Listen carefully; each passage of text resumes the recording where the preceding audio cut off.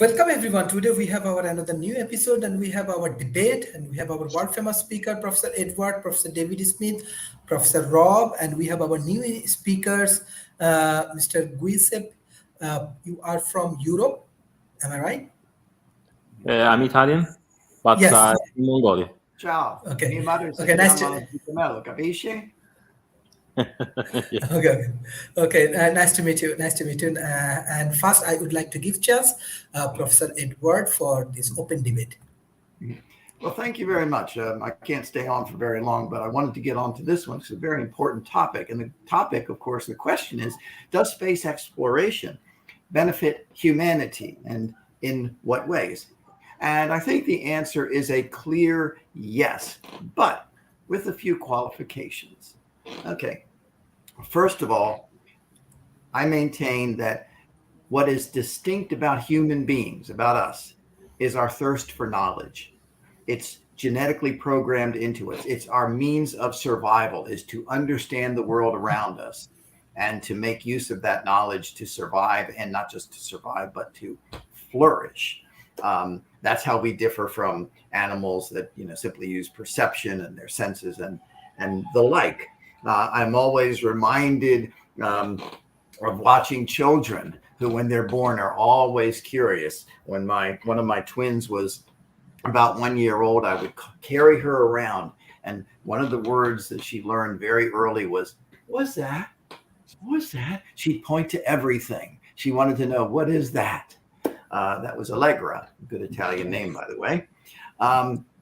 But we want to know about our world. We not just for survival, but it's a thirst. It's a genetically engineered or programmed thirst in us to know about our world, about our life, about ourselves. We are the conscious beings, and we're conscious of the fact that we're conscious. And space exploration is one of the things that we human beings have done that distinguish us. We have space telescopes, of course, Hubble. The new Webb telescope looks fantastic. We have telescopes exploring the universe in various wavelengths. Of course, we have sensing satellites of many kinds, trying to study and understand the Earth. We have satellites and sensors that understand space weather. A friend of mine who worked at NASA Goddard did a whole book on space weather and the influence of the sun on weather. We, of course, have planetary probes, some of which fly by. We had the beautiful flyby of the planet Pluto a couple of years ago, and of course, Mars landers and Mars rovers. And of course, finally, we have human exploration, actually landing on the moon, which we did 53 years ago, as of July 20th. We had that incredible landing on the moon. As some of you know, I was an intern at NASA Goddard during that time and managed to get Buzz Aldrin to do a chapter in my book on free market space. Anyway, so is it a benefit? Absolutely, in the sense that we humans want to know. We thirst for knowledge. And of course, that's one of the reasons we have the space programs. But remember, space is a place, not just a government policy or government agency. And so in this sense, I want to put this in a broader context. The second benefit is going to be in the future, making Mars a second home for humanity. Now, I don't believe that the world is going to be wiped out because of global warming or anything like that. I think a lot of that's hype, and it's been going up and down for billions of years. But, there are other problems that we could face, including something like an asteroid hit. So terraforming Mars and making it into another habitat for humanity certainly is a benefit, to have an Earth, 2.0, you might say. We'll call it Mars. That's certainly a benefit. The third issue is what's called spin-offs. And this is a little bit more problematic, okay? Certain enterprises make sense in any case. For example, we've had profitable communication satellites going back to the 1960s. There's obviously the benefits for businesses, for everybody in the world, by having communication satellites up there. Weather sensing satellites, of course, have been incredible in terms of benefits for humanity and being able to predict tornadoes or hurricanes or things of that nature. I always, whenever I'm doing something, I always look at the radar weather and I look at the prediction so I can tell whether I should be going with my children to a park or whether I should stay inside. But it also, of course, helps for other reasons with agriculture and the like. So we have all these benefits. And of course, Starlink coming on right now that Elon Musk is putting out communication satellites that can especially help people in rural areas and in emerging economies like some of the economies where your listeners are, Sharif. But we have to be careful about falling into the trap of saying the spinoffs are a major benefit. A lot of people going back to the moon landing said, well, look at the technology that's coming out of the program. And it's true that a lot of technology and a lot of innovations came out of NASA and government agencies and continue to. But you've got to remember that there are always alternative uses for resources. So if those resources had not gone into, for example, going to the moon or doing planetary probes, they probably would have gone into something else. In fact, private entrepreneurs maybe would have invented personal computers earlier. Who knows? But remember, it's because when you're transferring resources, that is not necessarily a net benefit. Something is taken away and then something else is created, and you're happy something else is created. But that's not the major reason, the major benefit of government space programs. Some people, by the way, have said, even going back to the first moon landings, they were critical, saying that money should go into eliminating poverty, which is a complete misunderstanding of why we have poverty, because we poured trillions of dollars into eliminating poverty, and poverty is unfortunately is one. It's really other reforms that allow people to create wealth. Wealth doesn't come from transferring resources. It comes from creating resources. That's the third point. The fourth point is this. Whenever you talk about benefits, you have to say who pays. And from what I've said before, what I've said earlier, you can see that in the past, it's been a mix. It's been governments paying for example, the moon landings, which are incredible human achievement, planetary probes and the like. In some cases, you do have private companies that have put into universities, for example, that put in money for planetary probes and science research and things of that nature. But of course, what we're seeing today is what some of us have been working for many years. And that is, you're seeing the private companies stepping up and cutting costs, which is going to benefit everybody. A book a friend of mine just sent me recently is Space is Open for Business, looking at the potential of business in space. But what you see, of course, the obvious example is Elon Musk and Jeff Bezos and some of these folks who are bringing down the costs of going into space. And in a lot of cases, they're doing it on contracts with NASA. So rather than NASA building rockets, NASA's contracting out for launch services. And again, because it's a private company, and again, I know SpaceX probably better than some of the other companies. I know how their management works, and I know how they've been able radically to cut costs because they don't have to go through boards of inquiry and this government regulation, that government regulation. They pretty much just do it. And if Elon says, "Hey, let's try this," that's what happens. Again, I've given examples on this show before. I'll give one quick example. You know how on a rocket there's a huge bell at the bottom, many of these where all the fire comes out and lifts up. And at one point when they were testing an early rocket, the engineers, and I talked to one of the engineers involved in this, went to Elon Musk and said, well, right at the bottom of this big bell, it's like 6 feet tall, there's a little 6-inch crack.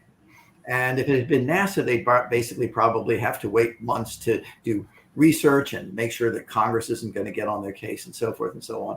And simply, what Musk did is he simply said, well, do you think if we cut off a 6-inch ring and just pulled it off like that, it would make any difference? And his engineers got together and said, probably not, very, very low risk. And so he said, okay, just go ahead and do that. We'll try that. So in other words, instead of having to go through committees and working groups and all of this kind of stuff, he was able to move very, very quickly.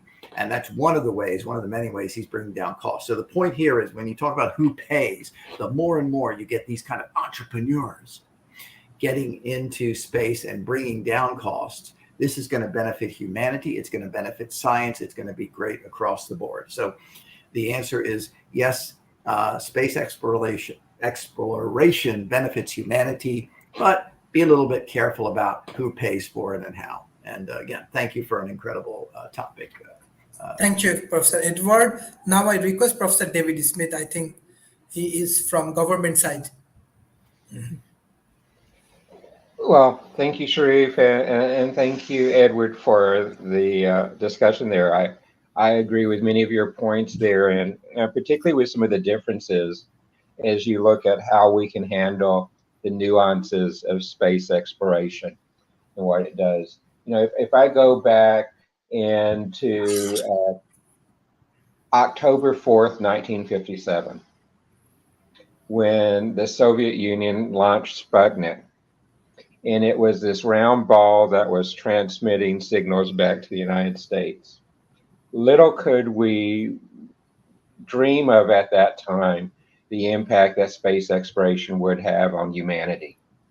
And I actually do mean humanity, because we take from nothing more than a transmitter and a little steel ball, and we look at some of the satellites that Edward was talking about, not just the ones beginning to do the things, but the vast amount of communications that's done through space. The advent of the GPS system that we can use to navigate. I truly cannot believe how I did it with maps before and with the GPS today. On my boats, I remember using radio locators when I was in my boat out in the ocean, and my variances on it were miles. If I could even get the radio towers to triangulate on me. So we see those changes, but some of the other ones besides just the imaging that Edward talked about is I can begin to use hyperspectral and multispectral or imaging and do very advanced land management, more than we ever have before. We can use it to begin to tackle really wicked problems like climate change and global warming. We can use it to look at sources of pollution that we just cannot do with doing overflies by airplanes. And we can see it on a much larger scale. You know, there is some things that you want to use a soda straw to look at, but there's other things you need the wide field to view. And space gives us that wide field to see some of those type of activities. But then, you know, I go from that one satellite and we begin to put people into space.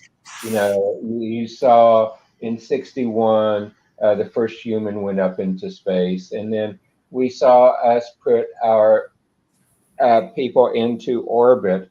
And then we, you know, in July the 20th, 1969, that's when Neil Armstrong took the one giant leap for humankind as he landed on the moon. And we see how that changes. Political whims change, and that's part of what's impacted the space programs over the years. But one of the things that really fascinates me today is that if you just begin to look at studies or even do your own searches on the internet at the number of countries that are involved in space, the number is over 190. And you begin to see that economic impact go around. But part of the debate question today was, if we go back and say, does space exploration benefit science? Does space exploration benefit human understanding? And I'd have to say there is not a doubt that it does. Are there costs with it? Yes. Are there challenges with it? Yes. But let me just look at the cost side of it. The cost to launch a payload to space has been falling very dramatically. The cost to begin to communicate with them, orders of magnitude lower. The advances, the ability for us to take free space optics, which is a very way to transmit data, information, very big pipeline as opposed to using DW and fiber optics, came really out of the space program. As a way to say, how can I connect satellites together and use very wide bandwidth? How can I begin to communicate other ways? The Deep Space Communications Network, and you heard me use the word network, is one that lets us see how we can set up communication links where the distance to communicate is unknown. And that's part of what we've done with that. Is that a big, wicked science problem? You bet you it is. But the space exploration helped us do that. And those benefits come back and serve to enhance everyone. Some of the most interesting courses I had when I was in college involved space. I've been fortunate to be on site with several launches, a couple of the Apollo launches, and just to see the pure science that goes into place as you see the launch, as you see the command and control that goes into that, as you see the networks that are in place around the world to watch it, see it, enhance it. Has that advanced science? 100%. Some of our challenges today, some of our grand challenges today, like the green energy, like looking at things like how to fix the ozone hole over the poles, how you begin to look at polluters, how you begin to see the effect of crop changes around the world. We almost couldn't do if we did not have satellites in space that gave us the tools to do those. Education.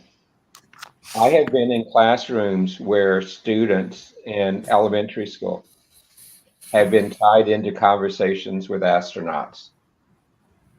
I tell you what, I have seen more kids' imaginations unleashed by being involved in discussions in space, in the endless possibilities of space.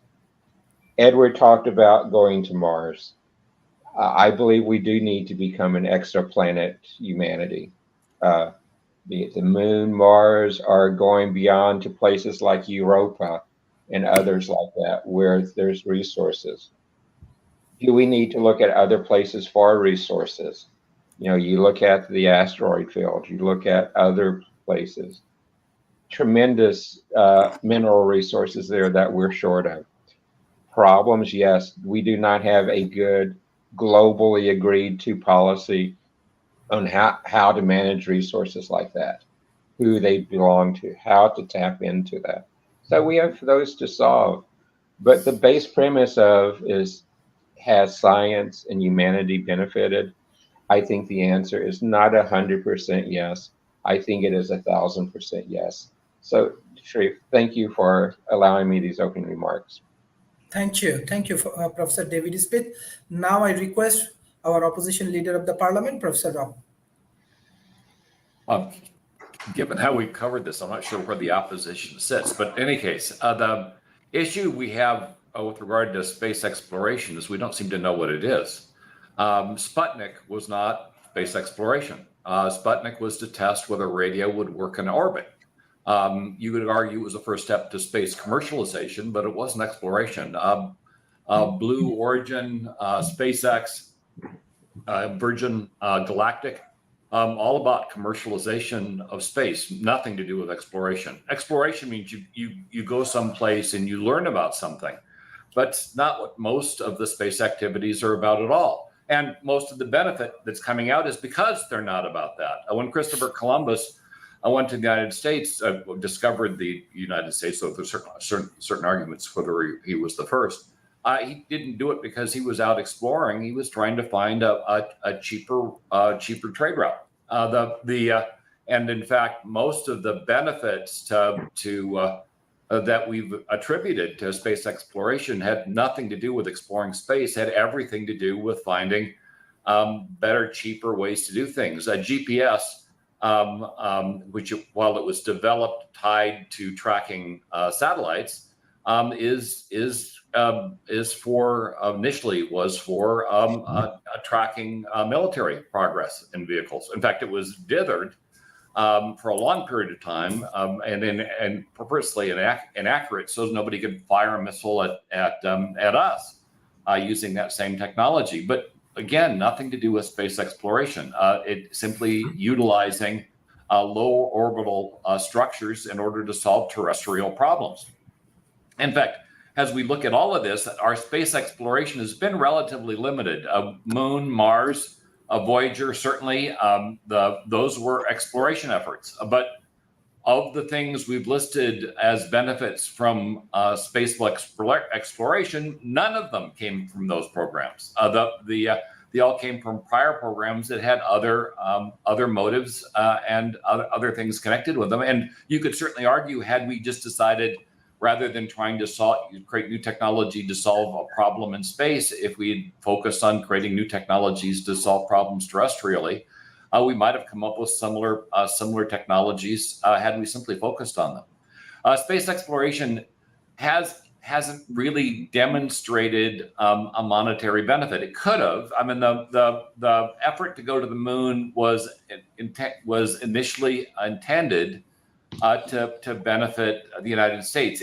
We were supposed to go there and do something once we got there, not walk around and look at the stars. Granted, that is exploration, but we didn't establish a base. We didn't build a manufacturing site. We didn't even explore whether we could or not.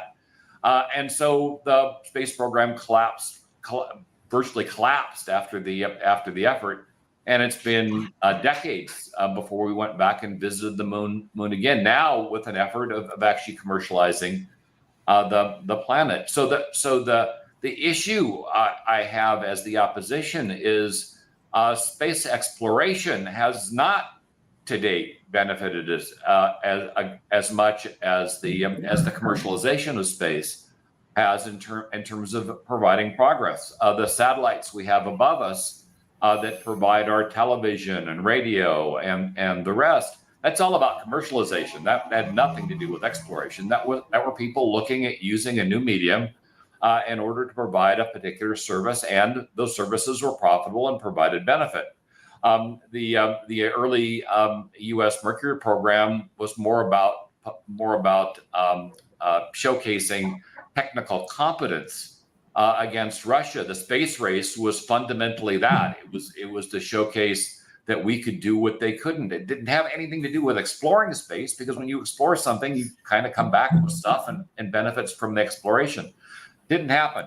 The space telescopes, they are about space exploration. But again, while we're learning a great deal about the universe, it really hasn't been very applicable to what we're doing on the planet. Now, certainly, if we pivoted some of those efforts to early identification of asteroids, which we've kind of attempted to do, but poorly, since we're still catching asteroids when they're far too close to the planet to do anything about them, you could certainly argue that would have been a benefit. But we're not focusing the effort on those kinds of immediate gains. It's more of a more ethereal look at our galaxy. And then if you look at our efforts with regard to contacting alien races, there's at least as much argument that those could be hostile to the planet as opposed to beneficial.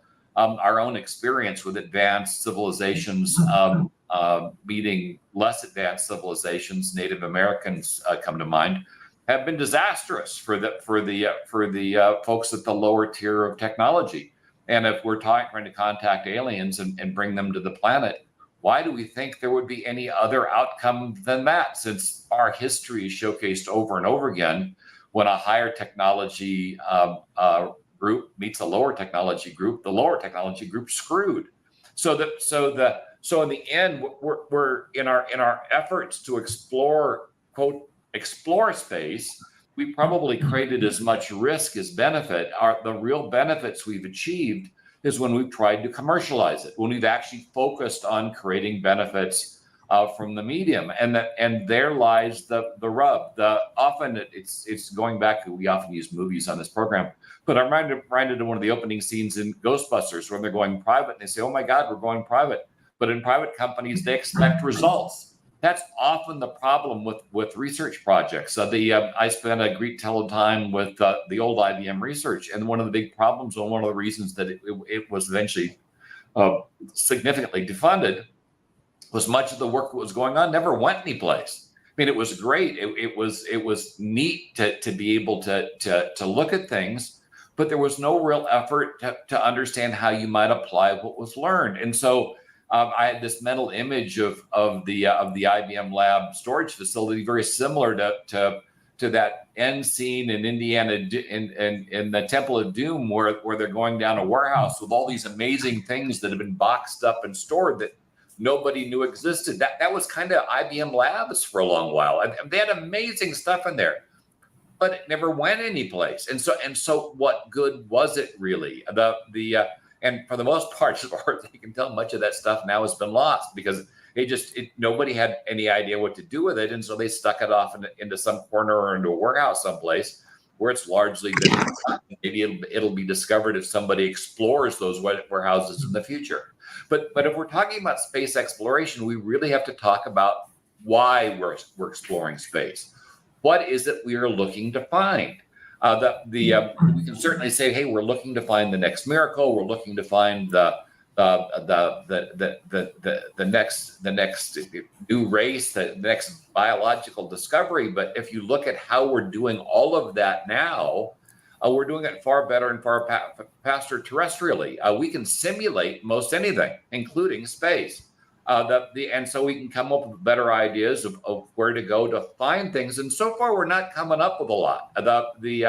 The availability of commercial benefit in close proximity to the Earth has not yet proven all that profitable. Otherwise, we'd have a lot more activity in that direction. Now, granted, we will eventually mine the asteroids. We have huge issues, though, with regard to heavy lift.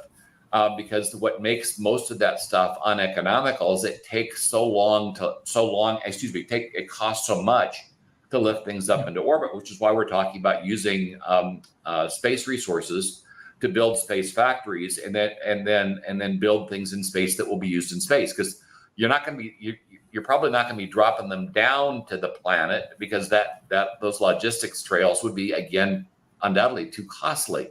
But it would allow you to develop a space industry. But if you can't solve the logistics problem going from the planet into space, where is that space industry going to do other than support space industry, which is fine. But again, that's commercialization of space. That's not exploration. And so we come back to, if we look back at the great efforts of exploration on the planet, on Earth, often they found new resources, new places to live.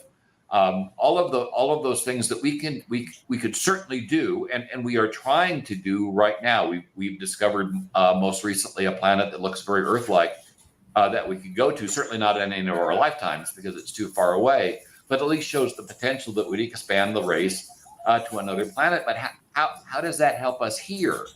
We're facing fairly significant problems with regard to food shortages, clean water shortages, weather anomalies. And the very real promise of World War III, those are areas that probably should have a much higher focus because they can do much more near-term damage, and because they have to do with the survival of the race, than going to see what's going on in Europa. So in the end, where I come back to is most of the benefits the opposition has pointed to were benefits tied to the exploitation of space, not the exploration of space. The benefits tied to exploration of space have, to a large extent, been pretty disappointing, and certainly amazing in some ways, but in terms of commercial benefit, disappointing. The U.S. wasn't even able to sustain their space program because of the lack of benefits coming back from the exploration of the moon. There just wasn't enough money generated to support the program. And what SpaceX has clearly shown is if you focus on exploiting space, on commercializing space rather than exploration, you can come up with a profitable model and you can sustain it, assuming your CEO isn't nuts and doesn't sink the company, which is, I think the jury's still out on that one. So much of what we see today that benefits, the benefits that are coming from space are not from exploration. They're from exploitation. They're from looking at space as a way to generate revenue, as a way to generate benefit. And as a result, because we're focused on generating that benefit and because we're focused on generating that revenue, those things are coming. exploration didn't have that focus, and that means the benefits, when they did come, were largely accidental and not dependable, which means you couldn't use them to fund the programs, which has been on and off again incredibly problematic. Now, I'm not saying don't do space exploration. Eventually, the race has to get off this planet. But what I am saying is, in terms of the benefits have really come from a focus on commercializing what we do in space, not from just exploring it. The hope of finding those next generation technologies, the other things that we've talked about for years, solar sails, ion engines.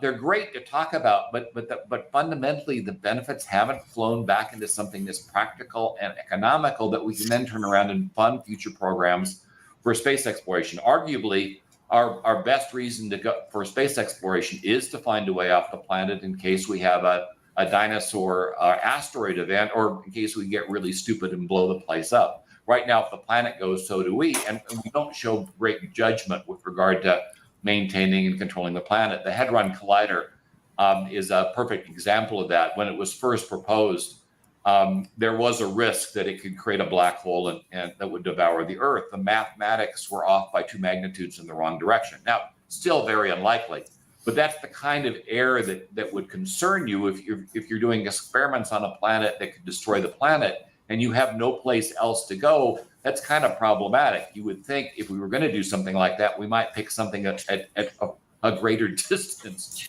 from the Earth, or at least get the math right so we knew the risk we were actually taking.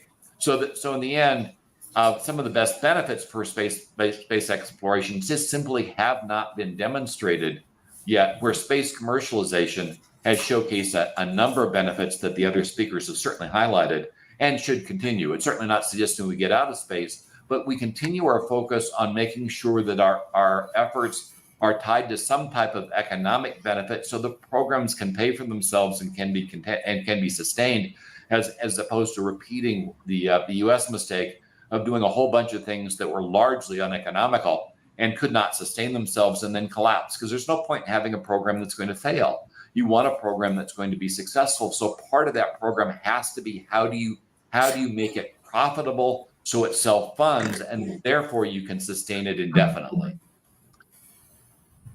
Thank you, Professor Rob. Now I request Mr. Guisip.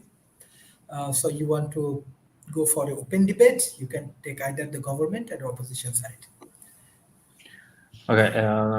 First of all, thank you for inviting me. And space is not exactly my field of expertise. I'll just try to say what I think about it. I agree with what David and Edward before said about how beautiful is thinking about the space and increasing the knowledge of human beings, and how these kind of ideas have our most kind of deep respect, especially in the past.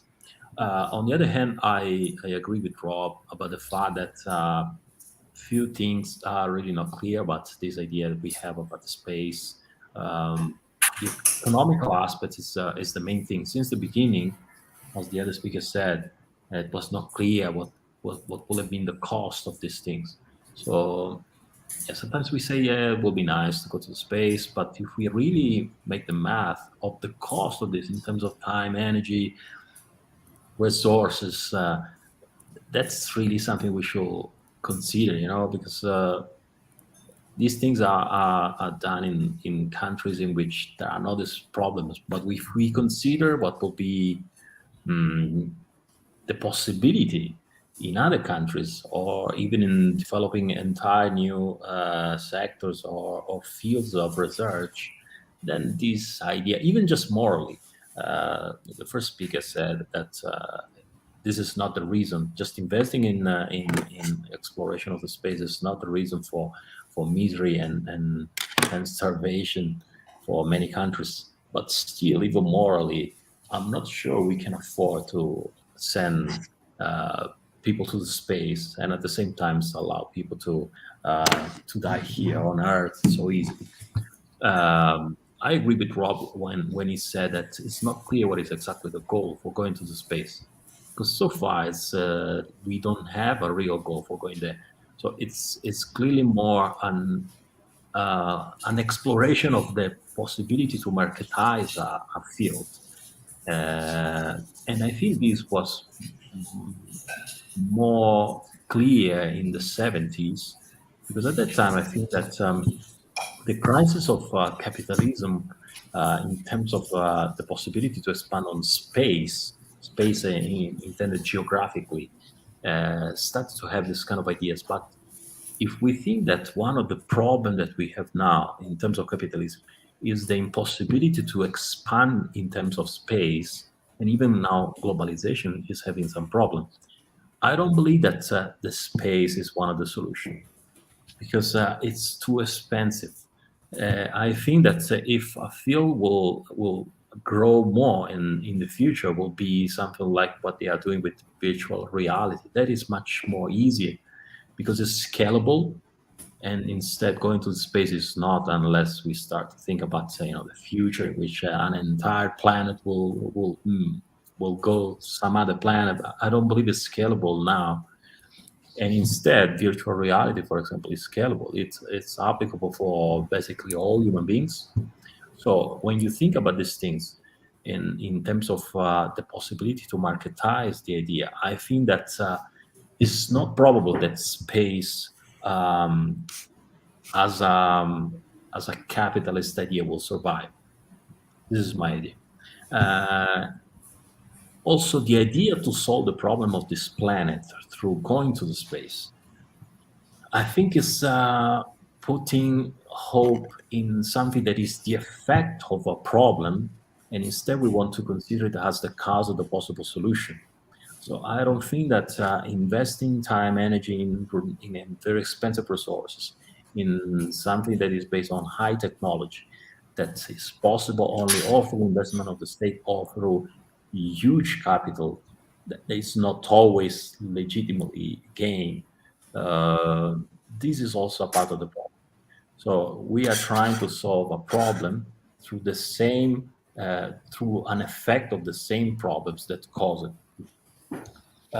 So this is more or less my idea. I think I can summarize it in 3 points. First, the idea is not scalable, so it's not likely that this will be the way in which the next step of capitalism will try to marketize. Yeah, of course, tourism in the space is an idea, but I don't believe it will survive. Maybe for few hyper reach. So this is the first. The second point is that it's not clear what is the goal. And the third is that is the effect of the same problem that we are trying to solve through it. Thank you, sir. Now I want to go for the rebuttal round, and as it is open debate, so I want to start from Professor Rob. Wait, so I'm rebuttal? Yes. What am I rebutting? Okay, fair enough. Fair enough. I don't know if I'm rebutting myself or what's going on. So rebuttal round. Let's try to net something out. You get a greater benefit from anything if you focus on what that benefit's going to be. And that's why when we move to commercialization of space, we seem to be making a lot of progress very quickly. We've made great advances in terms of lowering the cost of heavy lift. That didn't come when we were trying to explore space. That came when we tried to commercialize it, because you have to lower the overall cost of the process so you can maximize the profit, and lower the cost of the service so you can maximize the number of customers. And so that drives the lower cost of over. For exploration, because you don't have a financial benefit coming in, the focus on lowering the cost of things isn't as great. And that's why the early space programs were so massively costly. The effort wasn't on reducing costs. It was just on doing something. And that's why to a large extent, why once we lost our will on going to the moon and going to outer space, the space program collapsed on itself. And it collapsed around the space shuttle, which was more of a commercial effort of what was supposed to be a low cost way to put things in orbit, service things in orbit, and come back down. And even with that, we had a hard time justifying the cost of the effort because that we discovered the government isn't particularly good at doing things economically. And so it took private industry to step in and show the government, here's how you do things economically and make it work financially. And certainly once you reach a point where you've got the economics working for you, then things like space exploration can be done for a fraction of what they're done now and can fall into the noise in terms of a budget. But right now, space exploration is so very costly. Only a handful of nations can afford it, and they do so by pulling resources from something else they probably would be better off doing. There isn't a single developed nation on the planet that doesn't have critical things that are underfunded at the moment. Space exploration shouldn't even be on that list because space exploration doesn't solve a fundamental problem. Now, commercialization of space could, communications, navigation, medical research, those things all fall within the purview of being able to do things that provide economic benefit and thus justify the cost of the underlying effort and thus allowing for that effort to be sustained. And so the effort here needs to be tiered. You commercialize first, you explore second, and when you explore, you have a reason to do it. So for instance, if you're planning on mining asteroids, then exploring the asteroid belt to see if that mining is feasible makes a certain amount of sense. If you know that human life isn't going to work on Mars, then maybe you don't do a whole lot of work to try to put a colony on Mars until you can come up with an economic model that showcases you can make it viable. Particularly concerning with regard to economic benefit is we right now know that if we were to put a group of people on Mars, it's a one-way trip. They're not coming home. And that means medical care, hospitals, birth resources, diet requirements, even emergencies that might occur on that colony are going to be virtually impossible to deal with effectively. And the chance of a colony wipe, the entire colony dying, are incredibly high because you can't get resources to them if they have a significant equipment failure on a critical piece of equipment like their oxygen scrubbers. If they lose those, and that happens a lot. Submarines, which also have oxygen scrubbers, they fail from time to time, but a submarine can surface. If it can't, then the crew dies. You put a colony on Mars and the technology fails, Martian colony is not going to be able to surface. You're not going to be able to get help to them in a matter of minutes, let alone hours, days. You might be able to get help to them in a few years, but by then they're going to be dead. And then what would that death do to the overall space program? You have a massive death, much like we did with regard to the Challenger disaster, and it can kill the program. I mean, just wipe it out, and for no real purpose. What are the colonists on Mars doing other than living there? Yeah, they can do experiments, but we've gathered enough information from Mars to pretty much be able to simulate those experiments here on Earth, and at the very least, to see if there's something we actually need to do on the planet that would require people to be there, as opposed to automated machines and remote equipment. Why do we put people at risk? And so the issue with space exploration is, one, its lack of focus. Two, it puts humans at unneeded risk because there are other ways to explore where they don't put humans at risk. And three, it's uneconomically viable. Currently, the space exploration is not providing enough benefit to support itself, which is why we don't do a lot of it. There's always the hope for some kind of Hail Mary that space exploration will discover something that will justify why we do it. But the odds are almost equal that it might discover something and bring back something we don't want it to bring back. And that's the problem with unknowns. When you send something back out into the unknown and then you bring it back, or you send something back out into the unknown and you try to contact something else, you do not know what the outcome is going to be. And so it's much like playing Russian roulette. So in the end, it still comes down to the benefits that have been highlighted for space exploration have largely come from efforts to commercialize space and commercialize related technologies, not from exploration. And exploration, why it may eventually show promise, it should probably be off the priorities of any government until such time as they have enough of a surplus to justify the underlying effort, or if there's another purpose in which they want to accomplish. For instance, the purpose of extending the human race to another planet so it survives a terrestrial event is a good one. But most models suggest if something happens to the Earth, something pretty bad's going to happen to Mars as well. And so that means the Martian colony, if that's the purpose, is probably the wrong place to place it. Because if something catastrophic happens to the planet Earth, something that damages its orbit, much like an asteroid attack or asteroid collision would do, it's going to take out Mars as well. There's a good chance it's going to take out Mars as well. So if you're really looking at extending the race, you probably should be looking at something farther out than one of the nearest planets, so that if something catastrophic does happen to the planet your race is on, there's a better chance the colony can survive and sustain the race. But none of that's clear at this point. What is the purpose of the Martian colony other than to showcase you can do it? And there lies, I think, the biggest difficulty with space exploration. We should be exploring with a clear goal that we can measure and accomplish. And if the effort isn't going to accomplish that goal, then we put it off until we can showcase that we can. Then it becomes an economical effort, something that can be sustained and something that will show the benefits that we've anticipated. Right now, we aren't on that path, and I think it's unfortunate. Thank you, sir. Mr. Guisip, you want to add anything for rebuttal round? Can you unmute, please? Can you unmute, please?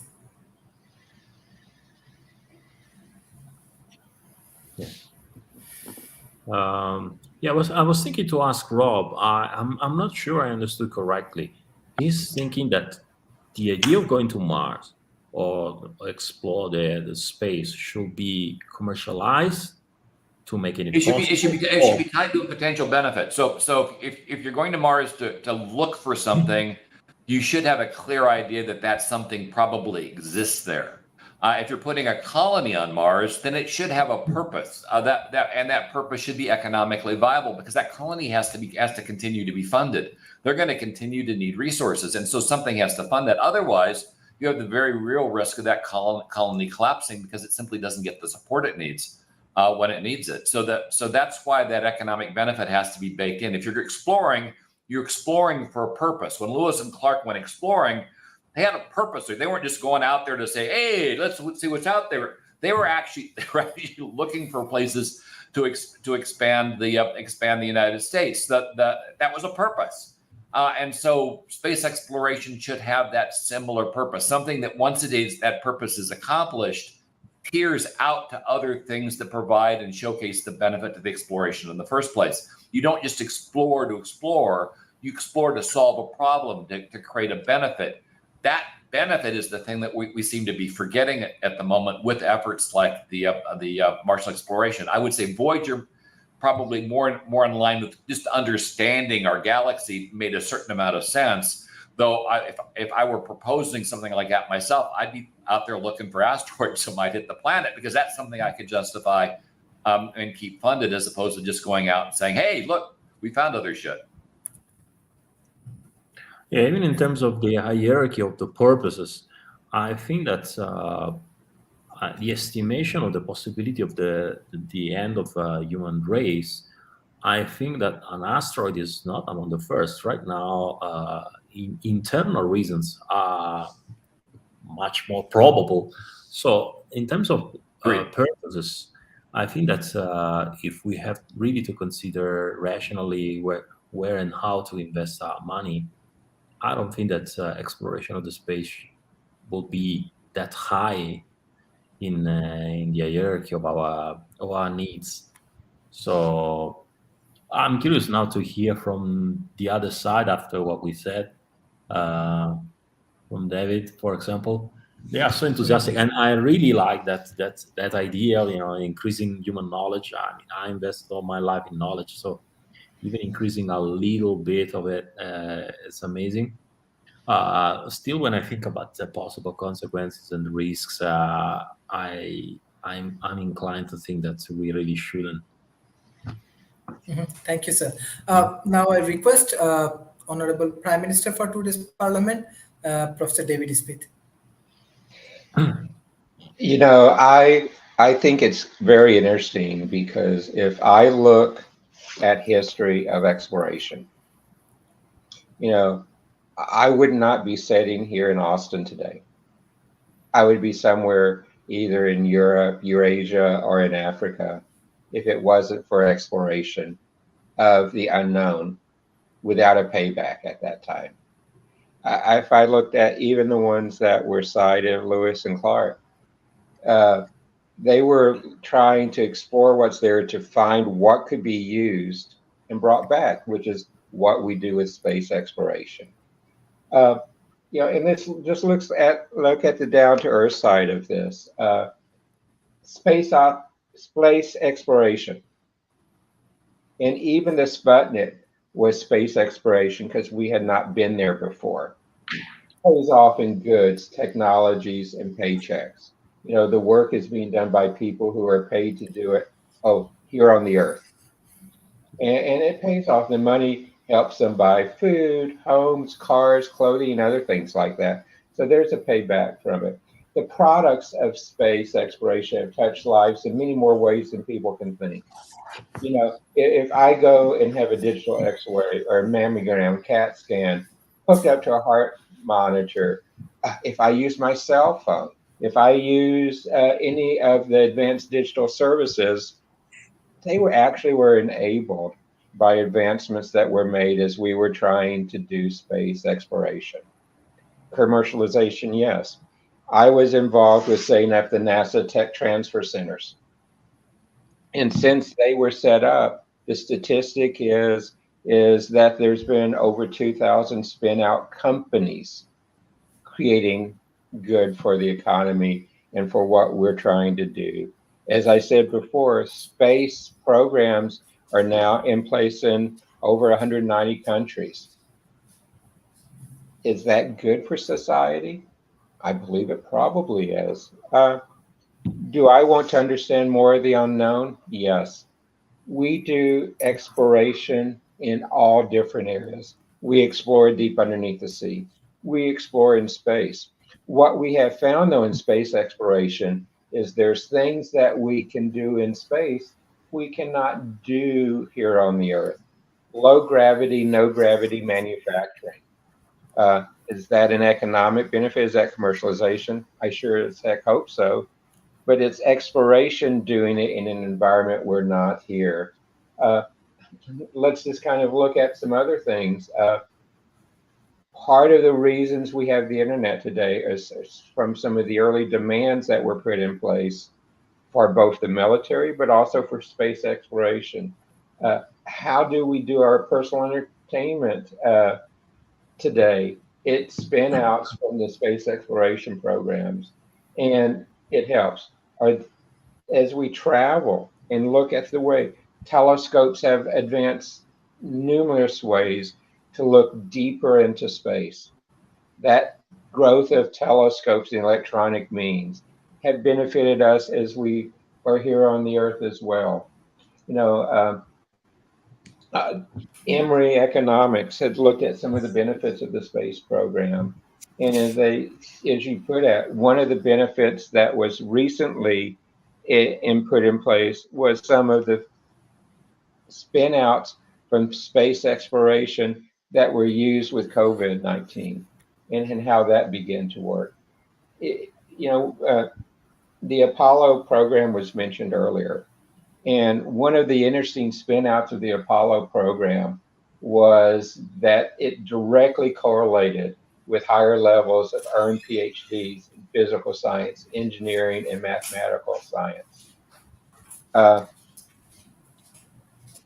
The wanting to explore the unknown, to boldly go where no human has gone before, is good for our psyche. It's good for us to put the elements in place. The economic benefits are tremendous too. If you look just in the United States and go back and look at 2019, the economic benefit from NASA was more than 64 billion, and they had a budget of less than 20 billion at that time.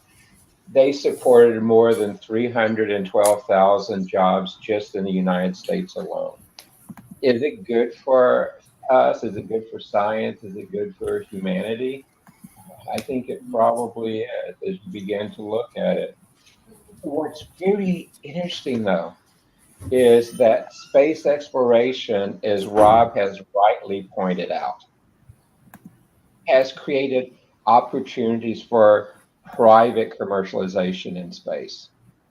The early exploration that's high risk, high payback, has created the commercial optimization process that allows us to put people in space, to put factories in space, to put hundreds of microsatellites, which have their own problems in space, to do sensing, to do experiments that we haven't had before. One of the most promising drugs for Alzheimer's could not be developed in the gravity of Earth. It was developed in the weightlessness of space. Is that science exploration using space exploration combined? Yes, it is. And it's one of the things that we can begin to do. You know, SpaceX to me is a very interesting one. SpaceX has, as Edward said, they question how do you do it in a commercial view versus how do you do it in a high risk view. Wow. So space exploration has helped us do that, just like when Christopher Columbus and when the Vikings sailed to North America, the technologies have continued to advance. They set up a beachhead where new companies were arrived, new advancements, new sciences, new minerals, new activities to do that were not done before when it was just Europe. So, yes, the benefits of space exploration. And what's good, and I will directly go counter some of the arguments. Near space exploration, like with Sputnik, like putting astronauts in space, has matured. And space exploration is now going out further into the galaxy. And we have begun to commercialize what used to be space exploration in orbit. And now we're moving it further out and doing other things with it. The question of Mars was there. I can see Mars being a very interesting test bed. Yes, I hope that we use more robotics at first until we understand it. I think we will see robotics create habitats there that can withstand the rigors of cosmic radiation things, which is one of our challenges we have to overcome. But it's just like this weekend in Houston, they are doing experiments on habitats that could be placed on Mars, and they expect to blow some of them up. And then so there's a noise advisory out for it. Well, that is science for space exploration that is going to benefit us as we look at what we can do on terra firma here. Can those same type of habitats that we're using to plan to use on Mars solve some of our problems here on the Earth? My hope, my guess is yes. Can we do it without thinking about space? Sure, we could do it. But the answer is we haven't. And space is the emphasis for doing it. You know, we've heard about robots. And in space, robots cannot rely on gravity. And so NASA and the other space programs had to come up with robots that could drift. They did a technology based on how geckos can hold onto ceilings and walls, and they've developed that for space. Well, that same technology is now used in many places, like working on high altitudes, on buildings, television towers, and other things like that, designed for space exploration. to use in space has great benefits here to humankind. The argument for, well, we should spend money on other things, that is an argument to me that is, yes, there's some premise to it, but no, that same money probably would not be spent with the same type of feedback, the same type of multiplier effect, the same type of forward-looking innovation that we have as a result of the space exploration programs. The innovation that must happen to do space exploration has been a benefit for us all. One of the studies by the Brookings Institute has found over 2 million products that would not have been possible without innovation of the space programs. Wow. Would not have been possible. So, concluding remark, is space exploration continuing to expand as part of space exploration maturing? I sure hope so. And that is something, as we begin to mature space exploration between here and Mars, there's a point that will become commercially driven, just like space utilization within our orbit is. And we'll advance beyond Mars. I personally want to see the asteroid belt explored more. I want to see Europa and other worlds like that explored more. I want to see what is life like outside our galaxy. The benefits of space and the future of humankind far outweigh the cost it takes to do it today, even at the high risk, high cost areas, before it becomes where the risks are manageable for commercialization. So, as Prime Minister, I think it's for our sake that humanity should continue space exploration. So thank you, Sharif. Thank you, Honorable Prime Minister, for today's Parliament. We have our observer, debate analyst, Mr. Markley. So, what do you want to add as a debate analyst for today's debate?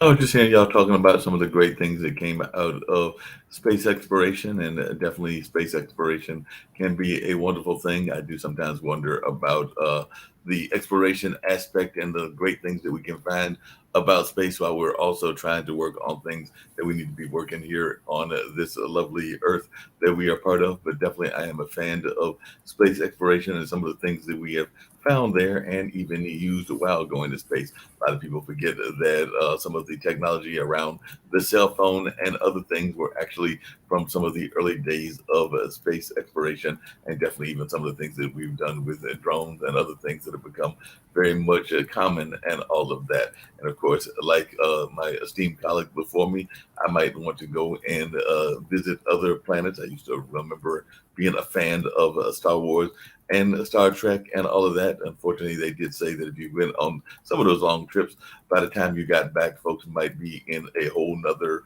generation, or maybe even several generations back, because a lot of those trips were light years away and many light years away. So that would be interesting if we get to that point that we come on these trips. So maybe when you come back, you're another 30 or 40 years ahead of the time, which could be either a good thing or a bad thing, depending on how you are maintaining your body and whether you are keeping the body that you already have as you're making those trips. But I'm very curious to see what goes on. I know I had actually the pleasure of interviewing a woman that was going to be trying to become one of the first women to go to Mars, and she actually went through that whole training program. And I need to check with Laurel to see whether she is still a candidate or not, or whether she's actually given up and decided to go into the family life, because some people were saying that the early astronauts, just like they said, the early astronauts going to the moon, that it could be almost like a death sentence and all of that because of some of the concerns. But some people are very much more adventuristic than I am, because I'm not even trying to fall out of a plane, because I've had friends of mine that wanted to skydive and do things of that nature, and it's not for me, even though I have said and have still said that a space trip I might be interested in as well. So that might sound like a contradiction, but hopefully the space trip is like a cruise or like a airplane, and it's a little bit more confined and safe than, say, falling out of a plane and doing the whole parachute number and all of that. And I've got to tease Rob, because Rob will probably remember one thing that came out of space exploration that those of us that are of a certain age remember, sometimes with a great deal of fondness, sometimes with not as much fondness and all of that. But who among us, and I just hit the big 60 and everything on Friday, cannot remember that there was this great drink that came out of space exploration called Tang, because we all had Tang as kids as well. So we all remember that it sometimes had a flavor that we liked. Sometimes we were sitting there going like, I don't know why we're having this powder drink and it's not all that great. But maybe Rob's got some thoughts about that, or maybe my good esteemed colleague David as well. Just the Tang sucked. Yes. Okay. Thank you. But it was great on campouts. Okay, thank you everyone for today's debate. Actually, I'm sure that our audience can learn many things about space exploration, especially the young communities from Asia Pacific. They have keen interest about space exploration. So that's why we are organizing this debate. We are organizing a special episode on space explorations. So I want to give special thanks, Professor David Smith, Professor Rob, Mr. Giuseppe from Italy, my friend Mr. Markley, for your continuous support for World Talent Economy Forum. You know that we have a great conference on Nikola Tesla Technology Conference next year, March 27 to 29 March. And beside that, actually, we have a debate in the final day in this conference. So our regular debaters will do debate with some world champions. So hopefully it will be very interesting for our audience, and definitely the audience of Port TV, because World Talent Economy Forum. Yes. Just really quickly, because as you were saying that, I had a quick question for you. One, I'm glad that we are on Roku, so you are being broadcast live on Roku. I was watching that while also dealing with Sasha's show and everything. So glad that we have this sponsorship between your organization and Pod TV. But one of the things that I've always been curious about, and maybe this is a question for you, is we oftentimes hear about the space war and the space race, when we had a space race, being between the Western nations and particularly the United States, and maybe a little bit of Britain and everything, and our folks over there in Russia. How much space exploration is going on in the third world and second world countries? And do you think that there will be a point when we actually have space rockets taking off from Malaysia, Angola, Asia, or a number of these other places? Yeah, definitely it's happening. Even Miasat, Malaysian organizations, Miasat just recently launched their satellite. Just recently, last 2 weeks ago, we are working with Miasat. Beside that, other country, Bangladesh has their own satellite right now. Okay, they are working with this Tesla, and they have their own satellite. So developing nations, they have keen interest, and they are heavily dependent on this satellite and satellite related technology. It's exploring in India, Bangladesh, Malaysia, everywhere it's happening. So it's a very good, interesting things, and our youth community, they are very much interested to learn more about this kind of technology. So they are learning, they're developing different kind of startup. Hopefully it will be helpful for the developing nations.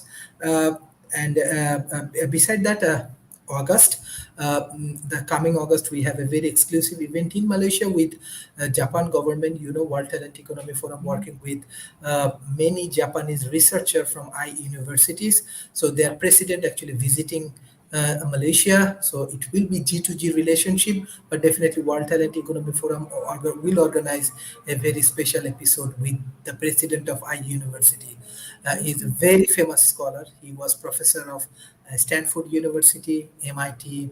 Now he is taking responsibility of University. So many interesting project happening through World Talent Economy Forum, both in online and offline. Our institutions actually supporting we are developing drone pilots, cybersecurity expert, AI experts, and this way we are actually helping thousand students in Asia Pacific. So hopefully your contribution can help us a lot. Our dialogue, from the dialogue we actually learn and we go for real life action.